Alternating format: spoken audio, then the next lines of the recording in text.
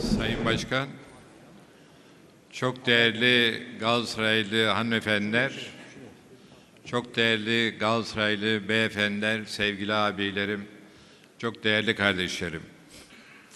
Hepinizi, her birinizi ayrı ayrı en içten sevgi ve saygılarla selamlamak cesaretini gösteriyorum. Cesaretini gösteriyorum diyorum çünkü benim bugün bir konuşma yapma isteğim ta derinimde olsa bile ilk konuşma olarak doğrusunu isterseniz düşünmüyordum.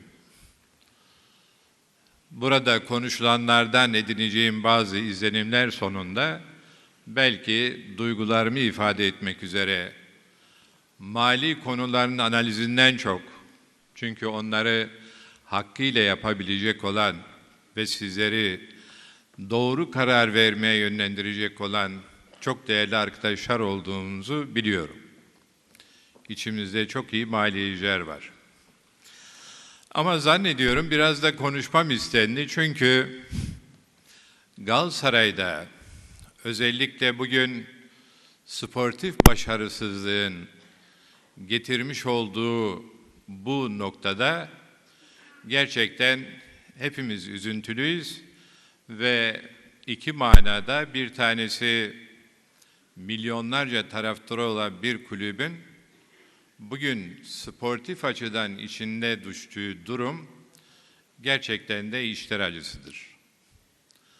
Sokağa çıktığımızda sadece yönetim kurulu üyeleri için ve değerli başkanımız için söz konusu değil, herkes önümüzü çevirerek ne olacak bu Galatasaray'ın hali diye klasik soruyu sormaktadır ve onun için de hepimiz zaten kendimizi sorumlu hissetsek de bu günde defalarca bize sorulan sorular karşısında da büyük üzüntü duymaktayız.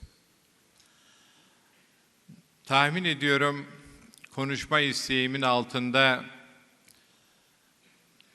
Galatasaray'da bugün bu salonda da belki henüz tanık olmadığımız ama olmayı da istemediğimiz yavaş yavaş Galatasaray liseliler ve liseli olmayanlar ayrımına doğru gittiğini üzülerek müşahede ediyoruz. Bu ayrımın ortadan kaldırıldığı ve bunun sembolü olarak naçiz şahsımın 1960'larda, yani bundan tam 50 yıl, 51 yıl önce Galatasaray Lisesi adına kulübe yönetim kuruluna liseyi bitirdiğim tarihte seçilmiş olmam yatıyor zannediyorum. Ve o dönemde de seçildikten sonra da Galatasaray Kulübü'nün genel sekreteri olarak tayin edilmiştim. Rahmetli Ulvi Genel abimle 4 yıl, daha sonra da Ali Uras abiyle birlikte 5 yıl, yani 9 yıl Galatasaray'da genel sekreter ve genel başkan yardımcısı olarak görev yaptım. Ana amaç da liselilerle lise dışındaki Galatasaray arasında hiçbir ayrımın bulunmadığı ve bunların bir bütün oluşturduğu düşüncesinin kamuoyuna açık bir biçimde ifade edilmesiydi ve bunun sembolize olmaktan öteye bir zorunluluk olarak anlatılmasının sağlanmasıydı. Bugün üzülerek görüyorum ki yönetimde bulunanlardan belki önemli bir kısmı, Sayın Başkan başta olmak üzere, Galatasaray Lisesi mezunları değiller ama hiç kimse onların en az Galatasaray Lisesi mezunları kadar Galatasaray'a bağlı ve en az onlar kadar Galatasaray için özverili çalışmadıklarını söyleyemez.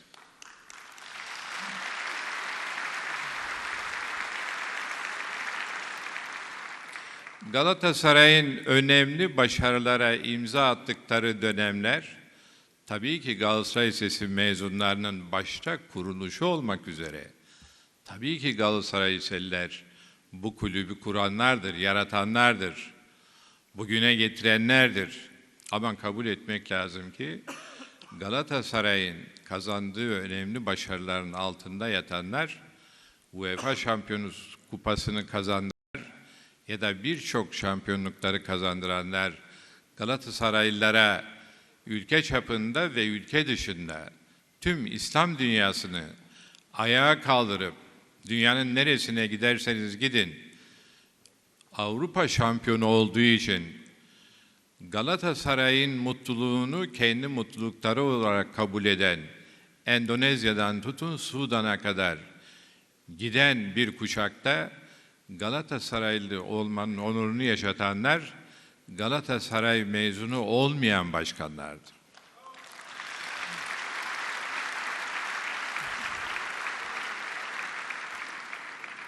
Bununla ifade etmek istediğim şudur.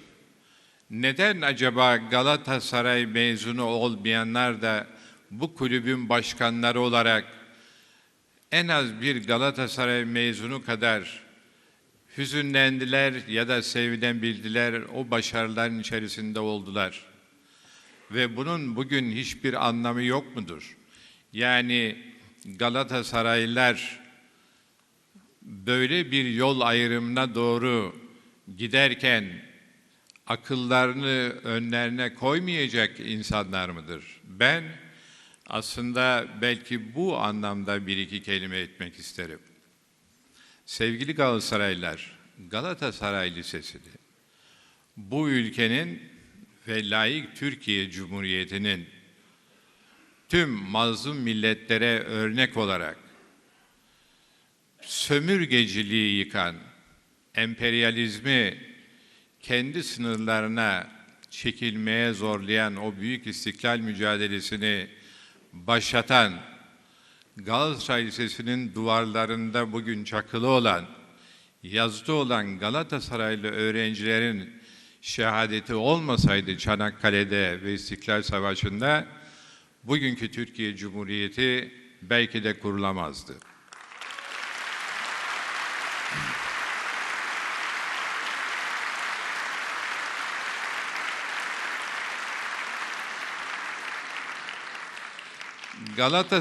Galatasaray'ı yapan ve o bilinç içinde bugün bir takım noksanlarımız olsa bile bunu kimse inkar edemez ve etmemeliler.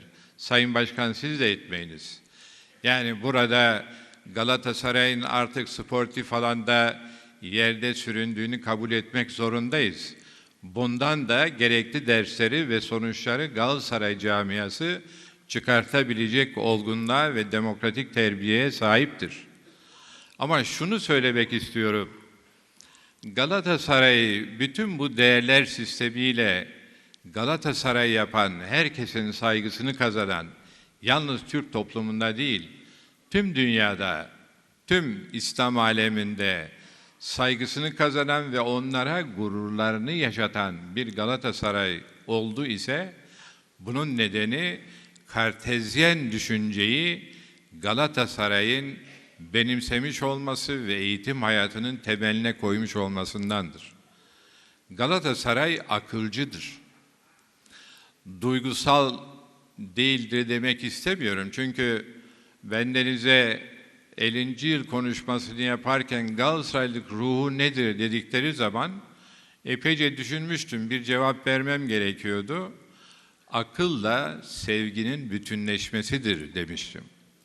Bugün de bu salonda işlerini güçlerini bırakarak Galatasaray'a çıkış yolu göstermek için gelen siz çok değerli Galatasaraylı abilerimin, kardeşlerimin, öyle zannediyorum ki yine önlerine koyacakları en önemli faktör, bağırma ve çağırmalara dayalı gençlerden bunu anlayabiliyorum ama duygular, duygusallıklar değil ama akıldır. Bugün kabul etmek lazım. Öyle zannediyorum ki mali tablolar çok kötü değil ama önemli bir borç kaynağı var. Fakat ondan da ötesi önemli bir sportif başarısızlık var. Galatasaray Kulübü bütün diğer vasıflarını bir tarafa bırakırsak bir spor kulübüdür. Buraya taraftar olanlar burada sportif başarıyı beklerler. Dün ya da evvelki gün de sevgili başkanımızı ziyaret ettiğimizde onu konuşmuştuk. Yani eğer siz Fenerbahçe'yi yenemezseniz, eğer birkaç maç üst üste kaybederseniz, mali başarınız ne olursa olsun sizi sokak ve toplum başarısız kabul eder.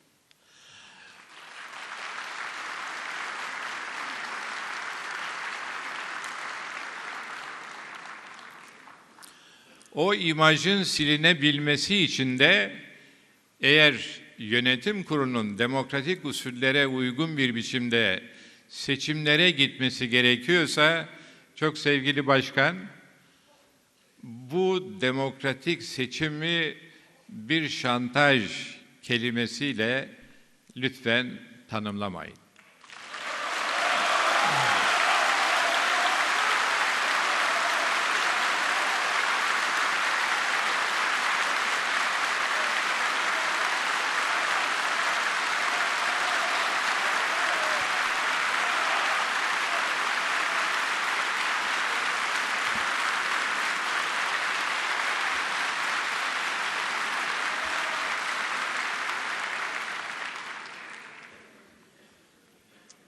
Demokrasilerde seçim daima çıkış yoludur. Hem kendisini oluşturan bireylere bir yeni pencere açmak, yeni bir umut yeşertmek için bir vesiledir. Hem de Türk toplumunun ve o toplum içinde yer alan Galatasaraylıların sayısı 25 milyonu bulan Galatasaraylılar için yeni bir umut kaynağı olabilir. Bunun zamanını ve uygunluğunu tabii ki yönetim kurulu ve başta sevgili başkanımız tayin edecektir. Ama bunu tayin ederken de bunu şantaj kelimesiyle duygusallığa kapılarak ben şantaja boyun eğmem düşüncesi bir Galatasaray'a yakışır ama demokratik bir toplumda ve özellikle de Galatasaray'da bu yakışmaz. Çünkü hiç kimse bunu söylemekte size şantaj yapmıyor. Tam tersine acaba bu doğrusu mudur diye sizi düşünmeye sevk ediyor. Hepinize saygılar sunuyorum.